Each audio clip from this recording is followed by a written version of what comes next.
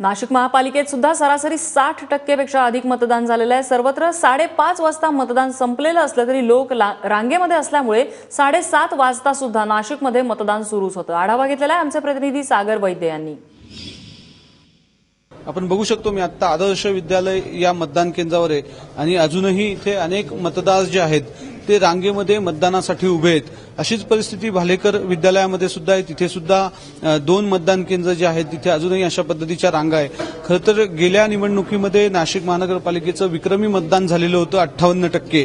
यावेळेस तो विक्रम जो आहे नाशिकचा सर्वाधिक महापालिका मतदानाचा तर तो यावेळेस सुद्धा अबाधित राहण्याची शक्यता आहे। काँग्रेस, राष्ट्रवादी, मनसे या त्रिकुटाच्या पलीकडे भाजप आणि शिवसेनेमध्ये या महानगरपालिकेची सत्ता मिळवण्यासाठी मोठी रस्सीखेच आणि स्पर्धा पाहायला मिळाली होती।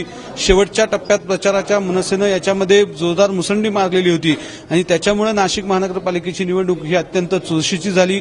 अनेक प्रभागांमध्ये मोठ्या प्रमाणावर स्पर्धा उमेदवारांमध्ये पाहायला मिळाली आणि त्याचाच हा परिणाम आहे की संध्याकाळी उशिरापर्यंत अशा पद्धतीनं मतदारांच्या रांगा मतदान केंद्रांवर लागलेल्या होत्या। निश्चित आहे की मतदानाची टक्केवारी जी आहे ती नेमकी कुणासाठी फायदेशीर ठरती आणि कुणाला त्याचं नुकसान होतं हे परवा निकालानंतरच कळेल। परंतु सध्या तरी नाशिककर मतदारांचा हा उत्साह वाखाणण्यासारखा होता आणि त्याचीच ही प्रचिती मानली पाहिजे। कॅमेरामन किरणसह सागर वैद्य, एबीपी माझा, नाशिक।